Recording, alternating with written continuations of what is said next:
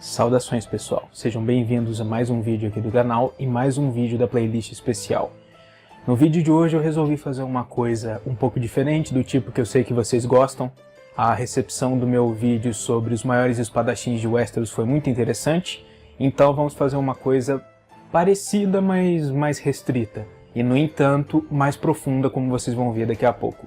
O tema do vídeo de hoje é: quais são, na minha opinião, e é importante frisar isso, os maiores reis da história de Westeros? Os maiores, os melhores, os que tiveram reinados mais prolíficos. Então, antes de começar, eu reforço que essa é a minha opinião e é a minha lista. Se você discordar de alguma das posições, você pode elaborar a sua lista a partir da sua visão, da sua opinião, colocar aqui embaixo nos comentários que esse é o seu espaço. Também vale dizer que eu deixei uma breve justificativa para a escolha de cada um e de cada posição ao longo do vídeo, então vocês vão entender as minhas escolhas, espero eu. Então, sem mais delongas, vamos começar. Em quinto lugar, temos Viserys II. Essa pode parecer uma escolha curiosa a princípio, levando-se em conta que o reinado de Viserys foi um dos mais curtos de que se tem notícia na história dos reinos, tendo o velho e cansado rei governado por apenas um ano, entre 171 e 172 após a conquista, o ano de sua morte, cercada por algum mistério e inconformismo. No entanto, é importante apontar que o período do governo propriamente dito de Viserys por sobre os reinos foi bastante mais longo, tendo servido como a mão de nada menos do que 3 reis antes de finalmente assumir o trono. Viserys atuou como mão a partir do final do reinado de Aegon III, e depois governou também durante os reinados dos 2 filhos de seu irmão, Daemon I, o jovem dragão, que passou seu reinado sobre uma cela de batalha em sua infrutífera tentativa de subjugar Dorne de uma vez por todas, e Baelor I, o abençoado, que dedicou seu reinado quase que inteiramente aos 7, empreendendo peregrinações e jejuns ao invés de se ater aos deveres de Estado, negligenciando esse aspecto de seu governo.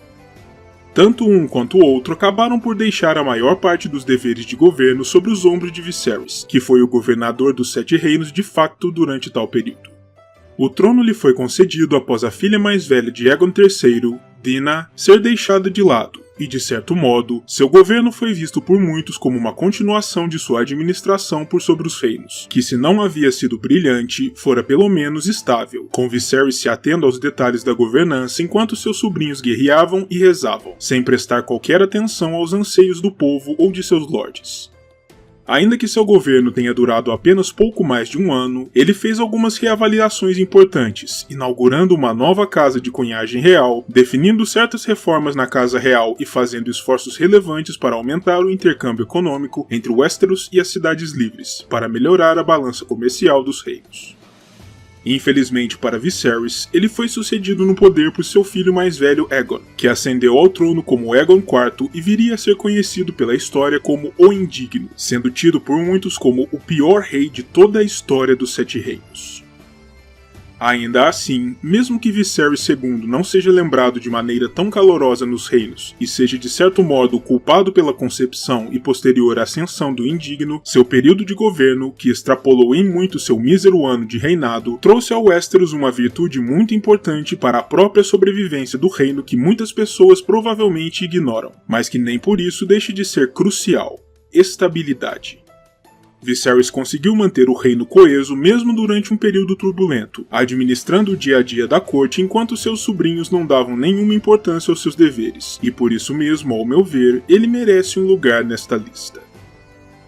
Em quarto lugar, temos Aegon V, chamado o Improvável.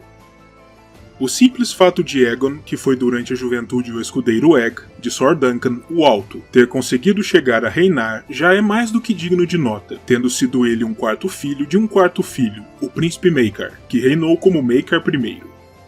Aegon talvez nunca tenha realmente esperado vir a se tornar rei, mas após ser coroado, ele fez sinceramente o seu melhor pelos súditos, especialmente por conta de sua vivência pessoal.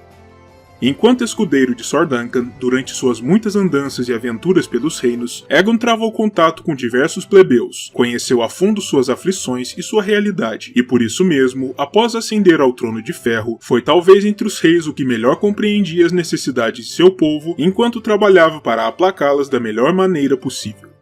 Ele governou por 26 anos, de 233 a 259 após a conquista, ano de sua trágica morte, e alguns dos feitos mais relevantes de seu reinado incluem suas campanhas massivas para enviar aos seus súditos mais vulneráveis remessas de alimentos e suprimentos durante o duro inverno que se abateu sobre o reino durante o início de seu reinado, entre 230 e 236. A vitória por sobre os pretendentes Blackfyre e a Companhia Dourada no contexto da Quarta Rebelião do Dragão Negro e a concessão de cada vez mais direitos e garantias legais para as pessoas mais humildes, resultando em Aegon se tornando uma figura muito bem amada dentre o povo comum. Ao mesmo tempo, ele se movia de forma cautelosa em torno dos lordes que viam alguns de seus poderes sobre o populacho serem lentamente solapados pelas medidas do rei. E como a Casa Real já não contava mais com o trunfo representado por seus dragões, Aegon era forçado a ser diplomático e conciliador, se tinha qualquer esperança de manter a coesão em seu reinado e suas conquistas em favor do povo humilde. Ele, juntamente com boa parte de sua corte, veio a falecer durante o desastre em Solar Estival, um enorme e súbito incêndio que engoliu o solar de veraneio da família real, mas mesmo assim, seu legado e sua memória permaneceram sendo bastante cultuados e relembrados, em especial pelo povo comum, que via em Aegon V um monarca bem amado que entendeu melhor do que qualquer outro suas necessidades básicas. Em terceiro lugar, temos o Conquistador em pessoa, Aegon I, o fundador da dinastia Targaryen sobre um reino unificado. Tão somente o fato de Aegon ter sido o grande arquiteto por trás da consolidação do reino unificado, uma tarefa formidável e intimidante que apenas os maiores estadistas estão à altura de cumprir, já conta muitos pontos para si em minha avaliação, mas ainda há mais que pode ser dito em favor do Grande Dragão em nossa avaliação mais detida. Aegon sempre se mostrou um indivíduo de temperamento marcial, e grande parte do seu reinado foi definido pelas lutas para a consolidação de seu poder sobre um continente que até aquele momento jamais havia sido completamente unificado. Então é compreensível que não encontremos aqui grandes feitos de engenharia ou grandes codificações legais como veríamos em reinados de alguns de seus sucessores.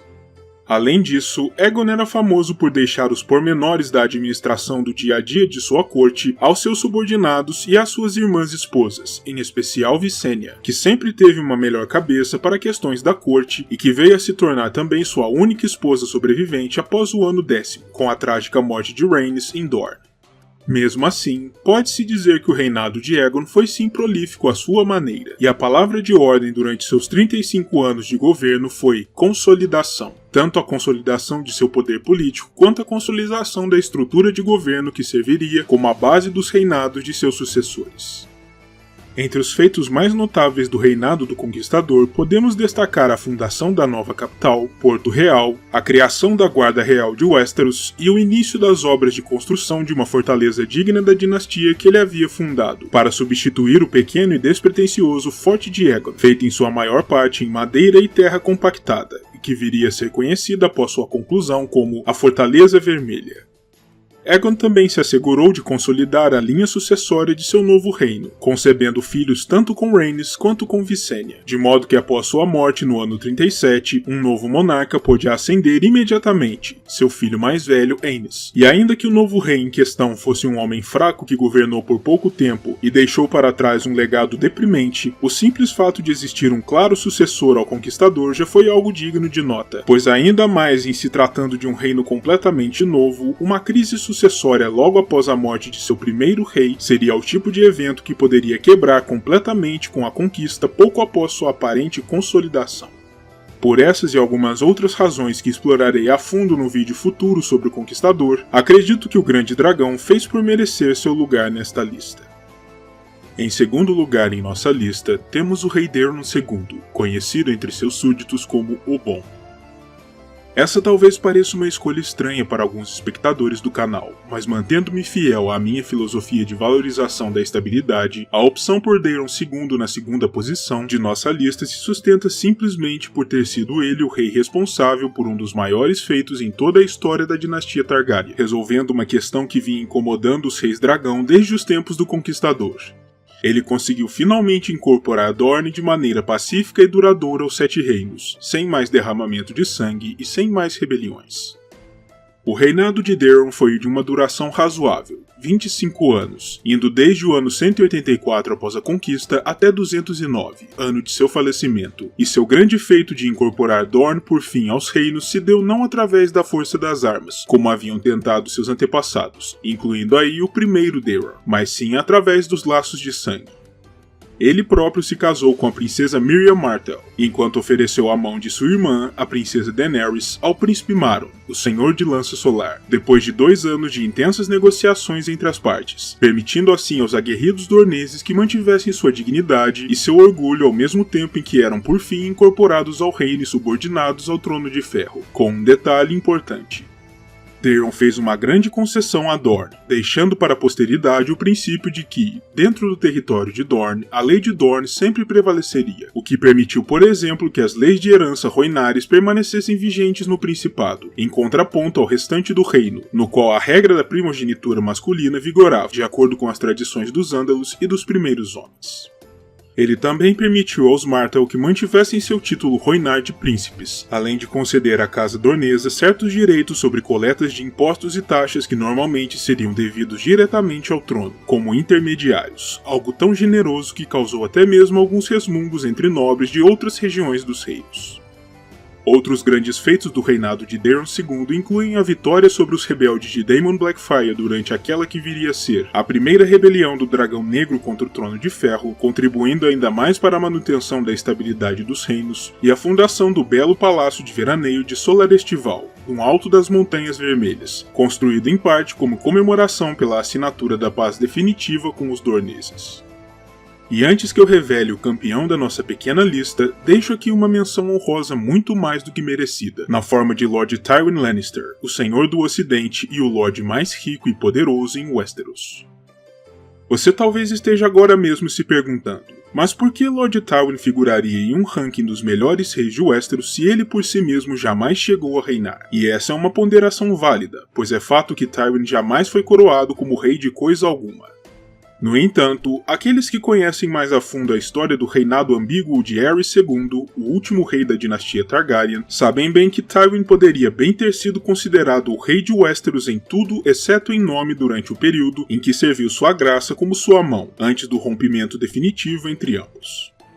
Aerys era, durante os primeiros anos de seu reinado, antes que sua mente começasse a divagar, um indivíduo tido como encantador, caloroso e bastante promissor, mas a realidade é que ele nunca teve aquilo que era necessário para ser um verdadeiro líder administrador, alguém que pudesse colocar o reino em ordem e mitigar turbulências, ajustar finanças e garantir o bem-estar geral de seus súditos. No entanto, para sua imensa sorte, seu grande amigo dos tempos de juventude, Tywin, era exatamente esse tipo de pessoa. Implacável, duro e alguns poderão dizer até mesmo impiedoso, mas também o tipo de homem que você iria querer ter ao seu lado se quisesse que as coisas fossem feitas de forma eficiente e rápida. Durante seu período como mão de Aerys, Tywin administrou as finanças e o dia a dia da governança real, reduzindo impostos, organizando aduanas, administrando com maestria os recursos e os suprimentos devidos aos diferentes pontos do reino e, de maneira geral, conferindo prosperidade, paz e justiça em um nível que não era visto em Westeros desde os dias dos grandes reis do passado, fazendo com que Aerys fosse ainda mais amado como rei, ainda que este não tivesse muito a ver com os resultados práticos que vinham sendo colhidos pela população Westerosi.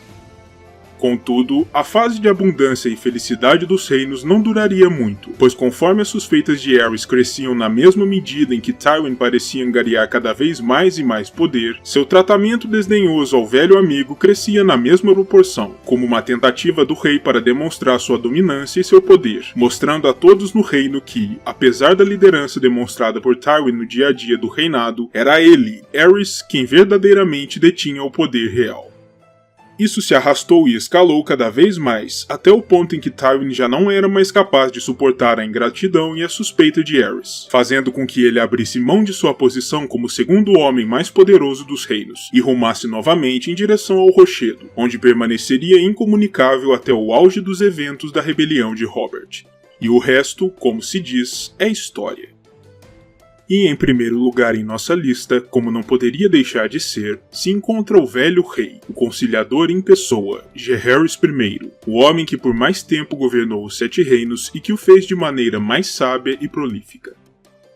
Os predicados que trouxeram Jaehaerys I para o topo dessa lista são inúmeros, e para uma melhor compreensão da dimensão deste titã da história de Westeros, convém assistir ao vídeo completo que fiz contando a história de sua vida, clicando no link na descrição abaixo. Jaehaerys nasceu no ano 34 após a conquista, e governou por nada menos do que 55 anos, de 48 até 103 após a conquista. O mais longo reinado sobre a Westeros unificada e um dos mais longevos de que se tem notícia em qualquer ponto do mundo conhecido. Jaehaerys foi um homem de raro tato, bom senso e inteligência, que herdou um reino caótico após a misteriosa morte de Maegor, o Cruel, e o colocou nos eixos, reconduzindo Westeros a um período de paz e prosperidade como nunca se havia visto antes. Os feitos do velho rei são muitos, mas para os propósitos deste vídeo, valem a menção realizações como a resolução de uma vez por todas das sucessivas revoltas dos homens piedosos da fé, tirando de suas mãos as armas que haviam usado para atormentar seus antecessores, mas garantindo que o trono de ferro seria, dali em diante, o protetor da fé, apaziguando-os e ao mesmo tempo removendo a ameaça que representavam a estabilidade do reino. A remoção do direito de julgamento por parte da fé, removendo das mãos dos fanáticos mais uma instituição perigosa a qual tinham tido direito até então, e transferindo-a às mãos do trono de ferro. A elaboração da chamada Doutrina da Excepcionalidade, que, entre outras coisas, solucionou, ao menos em grande parte, os protestos dos religiosos e pios a respeito da tradição incestuosa existente no seio da Casa Targaryen, abrindo o caminho para uma coexistência mais pacífica entre a Casa Real e os homens da fé. A codificação e a racionalização de todas as leis esparsas do reino, transferidas para um só códice que passaria a reger todo o ordenamento legal em Westeros, um trabalho que levaria décadas até ser totalmente concluído. A proibição em todo o reino do direito do senhor à primeira noite, um antigo costume muito condenado por mulheres e em especial nas terras do norte, em grande parte por pressão de sua rainha, Alysanne, com quem Jaehaerys colaborou estreitamente em seu governo, dentre tantos outros exemplos. Por isso, imagino que não seja necessário me aprofundar na explicação de Jaehaerys, o Conciliador, no primeiro lugar desta lista, escolhido por mim como o melhor rei que o Westeros já conheceu. Pois aí estão, essas foram as minhas escolhas para os 5 maiores reis da história de Westeros. Espero que vocês tenham achado interessante, ainda que não tenham concordado comigo, como eu disse, essa foi a minha lista usando critérios pessoais, a minha escolha pessoal. Tenham concordado comigo ou não, espero que tenham apreciado o vídeo, espero que vocês deixem aí abaixo as suas listas e também as suas impressões quanto ao vídeo de hoje, e de qualquer modo agradeço a todos pela audiência e eu verei a todos novamente no próximo vídeo, um grande abraço.